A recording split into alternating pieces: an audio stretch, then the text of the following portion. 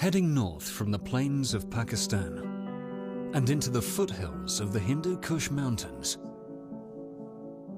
lies one of the country's most spectacular regions. Chitral's peaks are so high and remote that its summits seem to touch the heavens. Isolated in its deep valleys are colourful, independent tribes, such as the Kalash people, with unique festivals and traditions.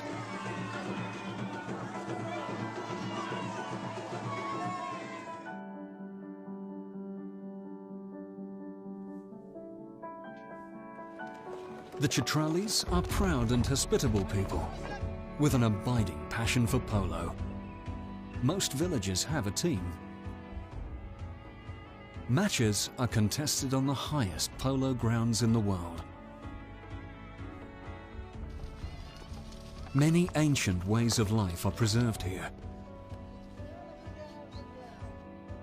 but also protected among these towering peaks is one of Pakistan's hidden gems, Chitral Gol National Park.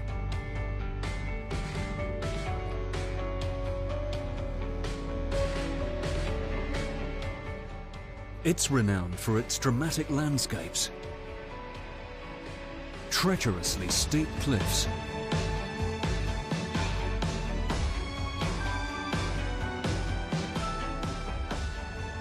and for one extraordinary animal in particular, the markhor, the cliff walkers of Chitral Gol.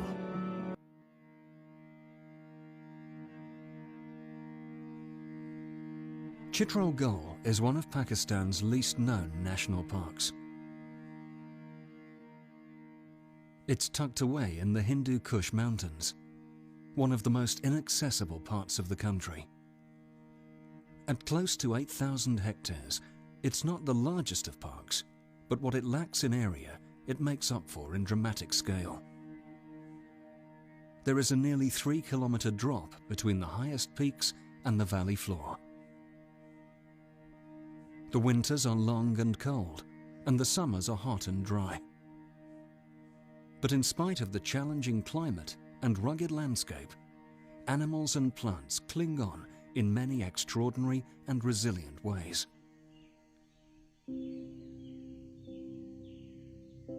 On the upper slopes, there is so little soil that deodar trees spread their roots over the resistant rock. Anchored like this, deodars can reach 25 meters in height. But it takes them centuries. Slowly but steadily, some live for 1,000 years or more. The stately deodar is Pakistan's national tree. In fact, Chitral Gol National Park is a sanctuary to 4 of the country's national treasures, including the national bird, the chakur, or rock partridge, the national plant, jasmine,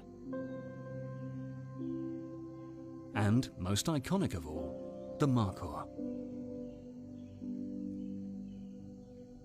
The unsung heroes of the park are the invertebrates, the workers who recycle life's basics and help create the little bit of mountain soil on which all other plants and animals depend.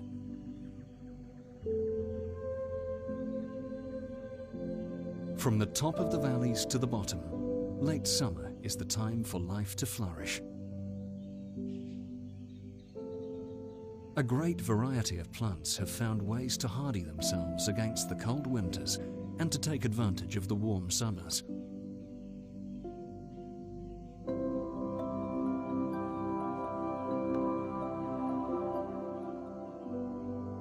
When they set seed, there's an abundance of ripening fruits.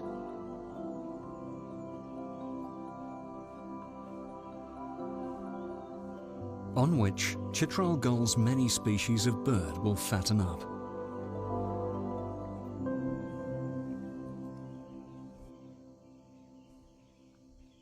Chitral Gol's breathtaking landscape makes big demands, so animals have to make the most of any break they can get. The steep-sided valleys create powerful upcurrents of hot air, called thermals, Heavy birds, such as lammergeier vultures, take advantage of this rising air to gain height more easily. Up here, they've a better chance of spotting their next meal.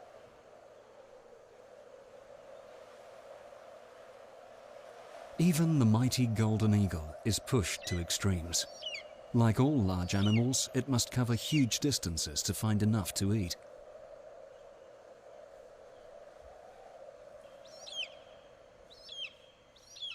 Secretive, rarely seen wildcats, such as a lynx mother with her 2 cubs, might have to travel tens of kilometers to feed the family. Wolves are marathon travelers too. They patrol and scent mark along the boundary of their home range to keep rival wolf packs out. Sheer cliffs are off limits to most predators, which is why sure-footed markhor use them as safe havens. But even they make mistakes. If a markhor falls to its death, it's an easy meal no one overlooks.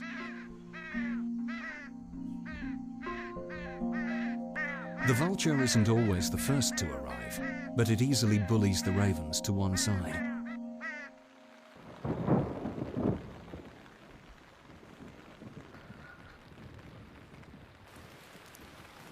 A shift in the weather heralds the end of Chitral Gol's harsh summer. It's when the park's most celebrated resident, the markhor, face their greatest challenges.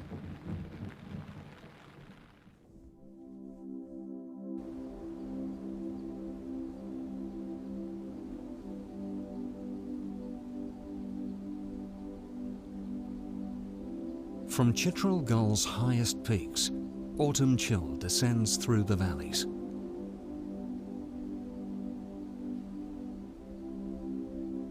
It's the signal for markhor to move downslope in readiness for the bitter winter ahead.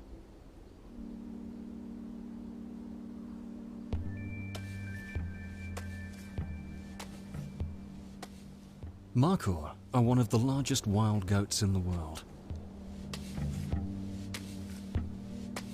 Males can weigh over 100 kilos, and their impressive corkscrew horns are often over 1 meter long.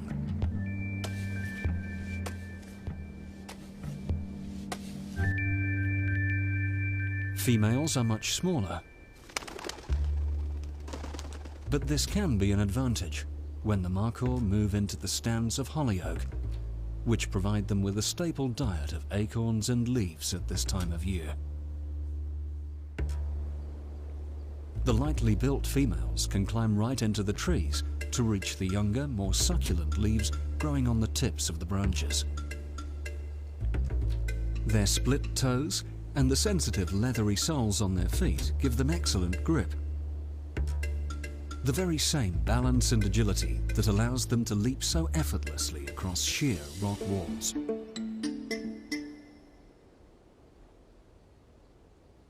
The males are powerfully built, and their balance is extraordinary too, but they're simply too heavy to climb a tree.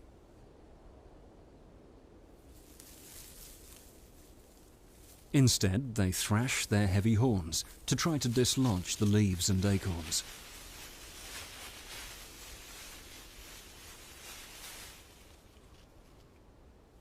Once the food has fallen, size trumps agility.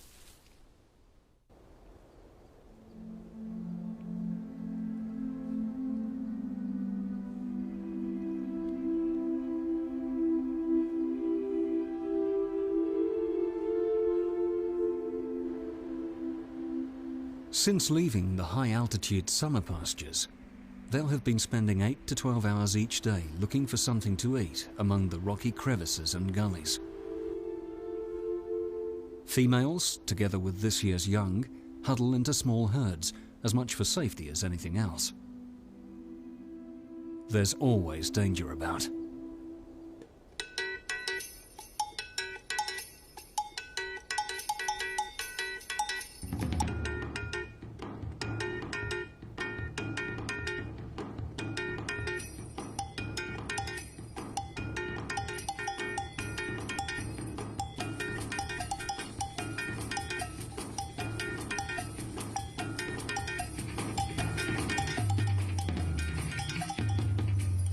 The older animals know their way round the landscape.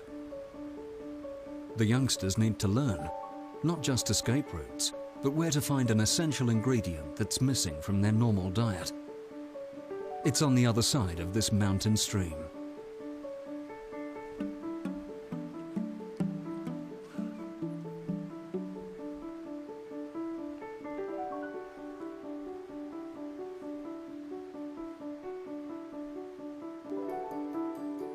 Fast-flowing meltwater has cut through the rock, exposing banks of mineral salts. The markhor need to lick at the rock salt to make sure they get the supplements they need.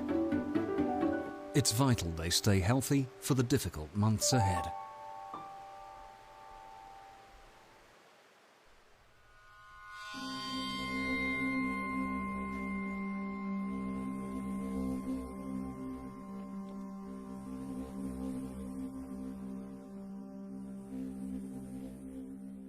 In the first 2 weeks of December, the male markhor face their toughest time of the year. The males mostly live alone, but now they seek each other out.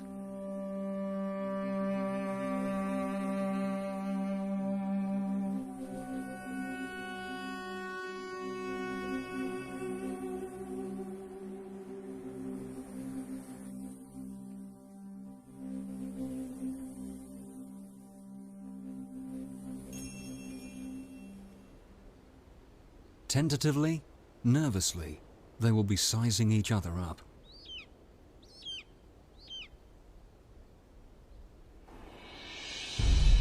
After days working out who has the best chance of mating with the nearest females,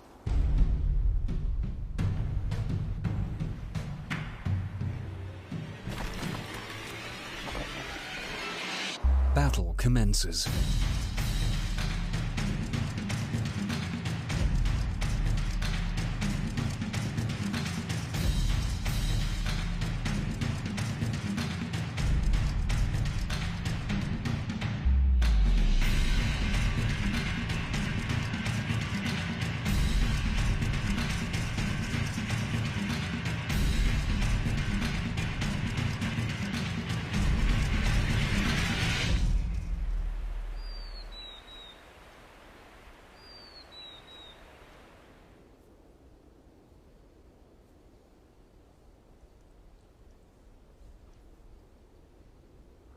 It's not just their size and power that counts. The terrain and their choice of standpoint can be make or break.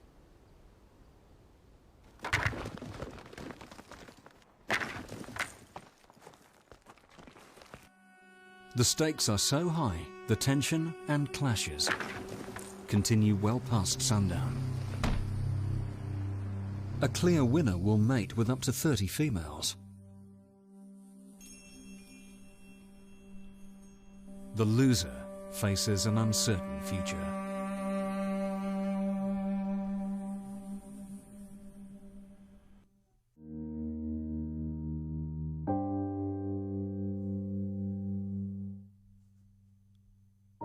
With snow already dusting the higher slopes, life's about to get even harder.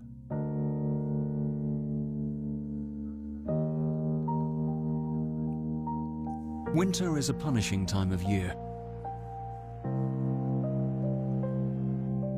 Meters of snow can blanket Chitral Gol.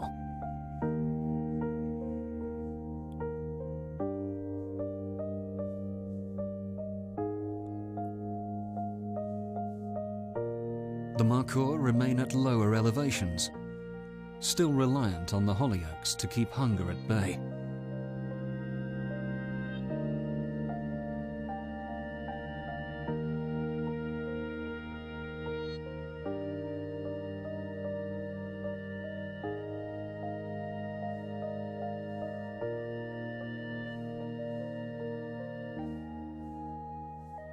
But they'll have to walk long distances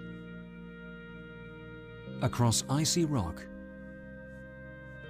to find new sources of food. They regularly need to leave the park and feed in the adjoining valleys. And this is when wildlife and the people living around the boundary of Chitral Gol National Park together feel the pinch.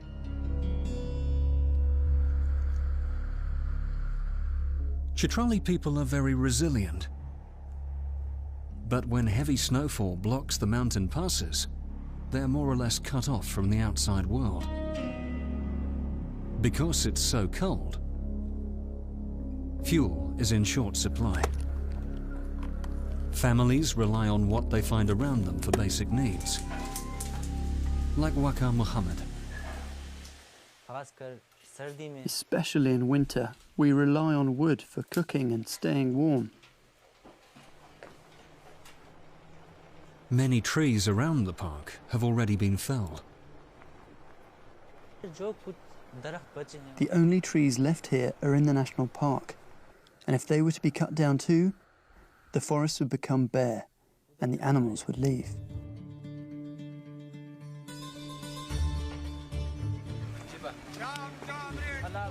In the Chitral town market, traders are doing brisk business selling tree saplings which they've grown. Some customers buy trees to make their gardens beautiful, but it's also important to replant hillsides that have been logged or overgrazed, as Akbar Ali well knows. The heritage that has been lost, it is our duty to replenish it. If we are going to clear it away unchecked, then there would be floods and other natural disasters. Landslides and floods have increased in recent years. Planting trees helps to bind the soil and controls the runoff of heavy rain. If less topsoil ends up in the rivers, the yield from crops improves too. As well as easing the pressure on the landscape, replanting the hillsides offers ways to make money.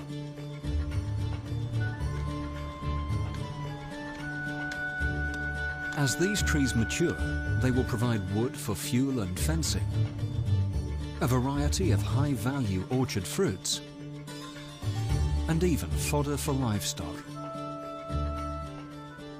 Some local plants have medicinal properties.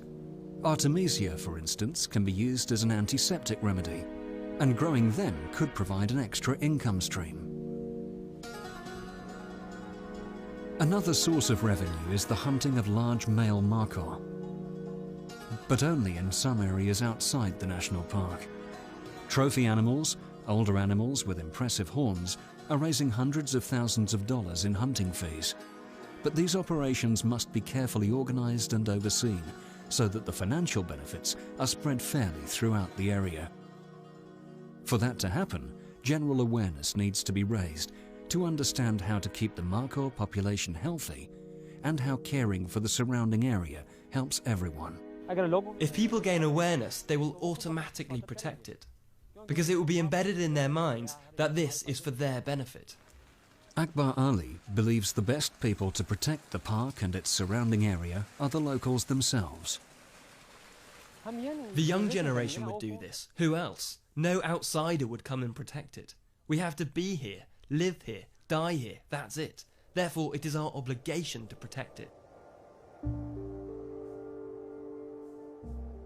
It's essential that local communities engage their hearts and minds with this challenge, because the day-to-day protection of such vast, rugged terrain is a daunting job. Every day, and in all weathers, just a small handful of staff walk miles and miles, patrolling the park boundaries to make sure animals and plants are kept safe.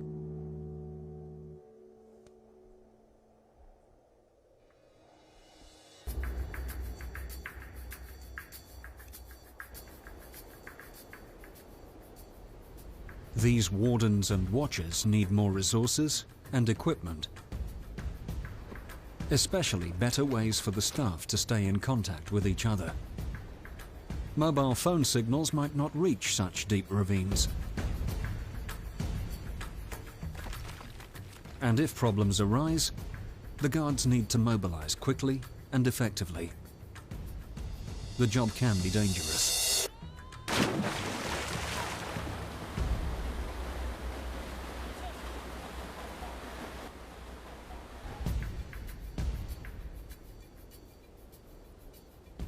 On top of this, and even though the Wildlife Department has limited funds, they need to monitor numbers of markhor and other animals that live in the park. Together with local wardens and watchers, they climb to special vantage points from where they can see far and wide.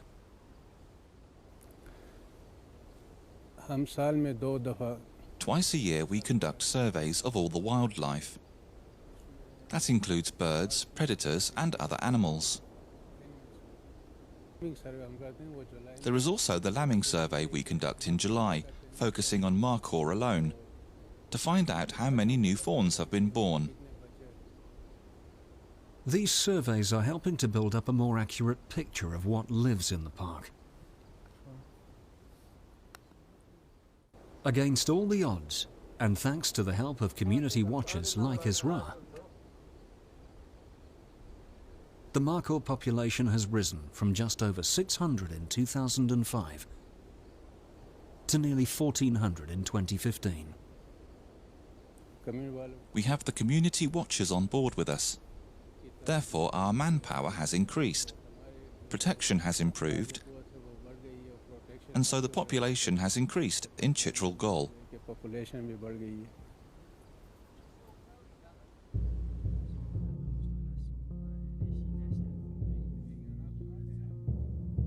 With wildlife numbers on the up, the park could become a great draw for tourists.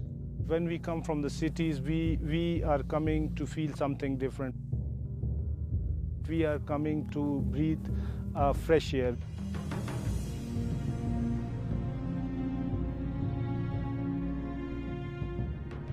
I didn't know much about the natural park, but now I'm here and I see these trees, the mountains, and I'm so inspired. The whole view, it's beautiful. Coming here is like standing in a heavens. It gives you a serenity, like you can feel like you are out of the world.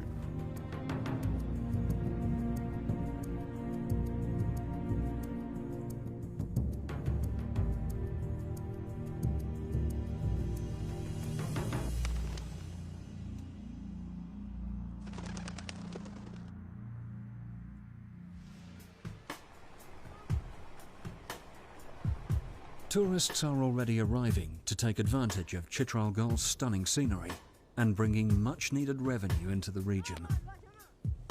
But unregulated, it could cause new problems too, of mindlessly cutting wood for campfires and much more rubbish. We have come to visit this beautiful place. The environment is clean here. However, it makes me sad that people like us come here and leave behind all this rubbish. This is sad. They should not do this.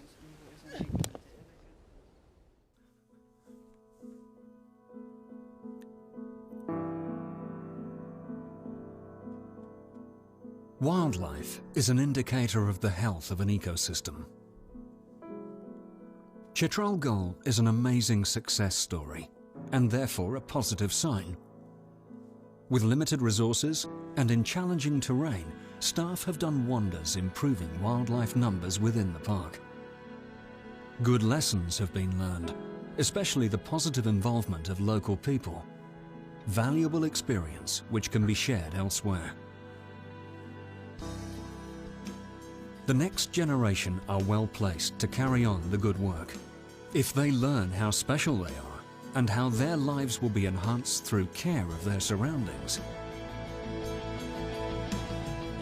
then both they and the extraordinary cliff walkers of Chitral Gol can flourish well into the future.